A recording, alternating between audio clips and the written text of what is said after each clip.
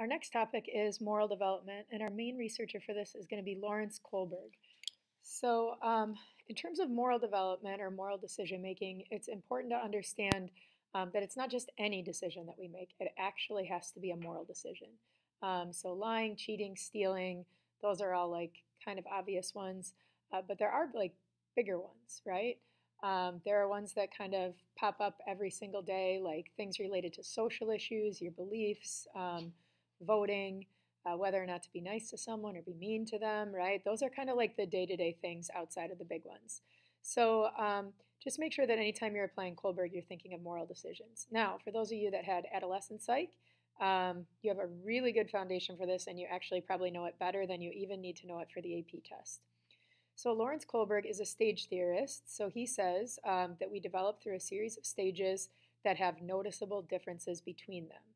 He actually breaks down his moral development into 3 levels, and within each level, there are 2 stages. Now, as far as we know for the AP test, they pretty much only test on the levels. So while this slide definitely lists kind of like what the stage would look like, you really just have to have a solid understanding of the level itself. So let's start with the pre-conventional level. At the pre-conventional level, we usually associate children with this, and generally before the age of 9.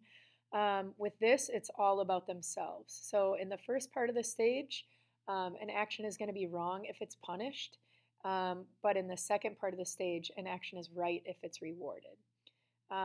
So if a little kid is looking at a cookie on the counter and thinking about taking it from the counter, if they think that they're going to get caught, then they will not steal that cookie.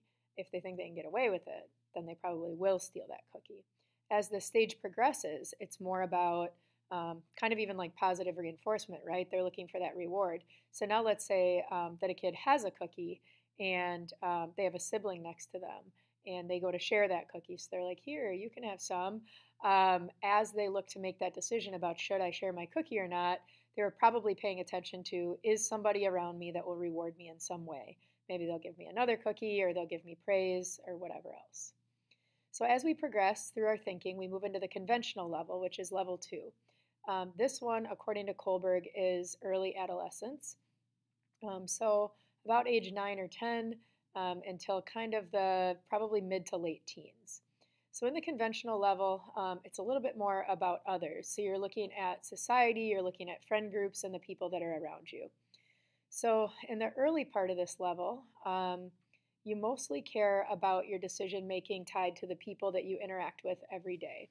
So if you're going to gain the approval of your friends or your family or maybe your teachers or coworkers, then you're more likely to do that thing, to make that decision, whatever it might be. For example, like maybe deciding whether or not to pick up a shift at work while your family is planning a family dinner at home or something. I know it doesn't seem like a big decision, but it is a moral decision because you're balancing time with your family with time away from your family. So you'd kind of be looking at gaining the approval of the people around you, and it would really be who maybe you're closest to or whose opinions you value more at that time. The same thing would be true, obviously, probably the more common examples of this would be like, I don't know, posting things on social media or maybe wanting to stand up for somebody on social media, but asking yourself, like, crap, if I stand up for somebody on social media, is everybody going to turn on me?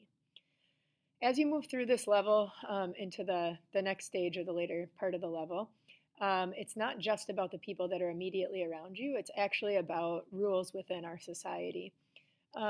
So you start to realize that rules kind of exist for a reason, and a society without them would be chaos.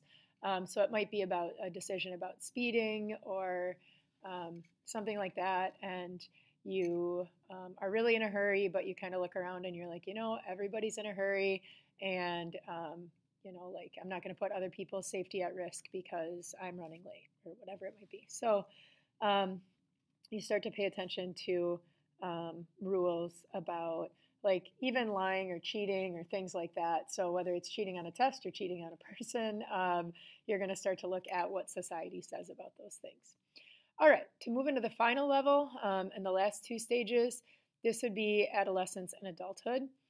Actually, a major criticism of Kohlberg is that people may never get to this level, but let's say that they did.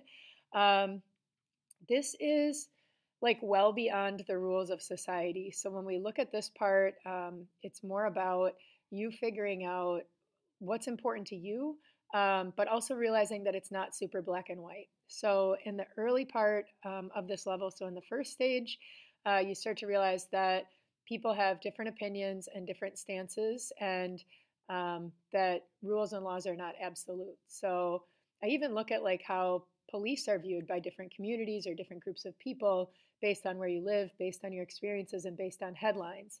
So we understand the law, that you listen to a police officer, you respect a police officer, you don't run from a police officer, whatever it might be. But at this level, you start to understand that not everybody has the same opinions or experiences with police officers. So you understand that the behaviors or the decisions that you make are going to vary from group to group and culture to culture. As you progress through it even more, you start to take your own personal beliefs, but also you start to make decisions that don't necessarily, I don't know how to say this, like don't necessarily matter for you in particular.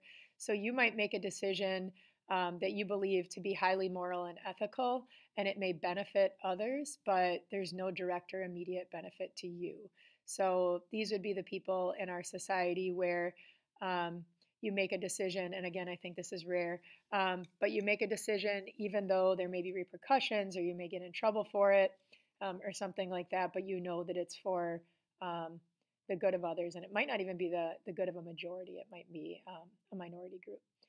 So as you look at these three different levels and you kind of think about the stages, again, you'll probably just have to know the levels, but it's going to be important to take time to apply this to a variety of situations.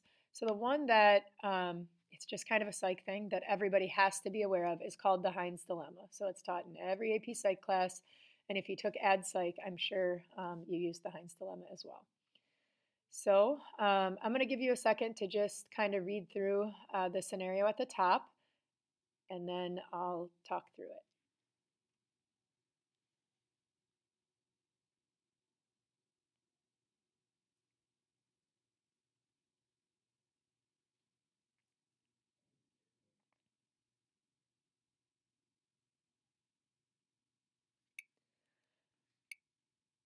All right, so this is actually kind of a complex situation, and I know that we've been using the same Heinz dilemma in psychology for a long time. But to be honest, you guys, when you look at the state of healthcare in America and you look at the level of disease, disorder, mental health, all of those things, it's very likely that you will encounter a situation where either you or somebody you love has a need for medication or treatment or access or coverage or whatever it might be, and for whatever reason, you can't afford it. So the question is, in the most extreme scenarios, what would you do? So as you look at the Heinz dilemma, and I'm going to stop talking here soon, but as you look at this dilemma, do you agree with what he did? Why or why not? And the why or why not is very important, okay? I also want you to think about this scenario for yourself. So I want you to think about somebody that you really love, and I want you to think about them being sick, and it's kind of a life or death scenario. So exactly like the Heinz dilemma, and you have an opportunity to access the medication, but you would have to break the law to do so. So you'd have to steal it. So I want you to think about that, decide what you would do. In a second, you're going to turn and talk, and the why is very important. What would you do and why? And no, you can't say start a GoFundMe, because it has to be a similar scenario where you start a GoFundMe, but you max out and you only have half of what the medication costs. So again, the why matters.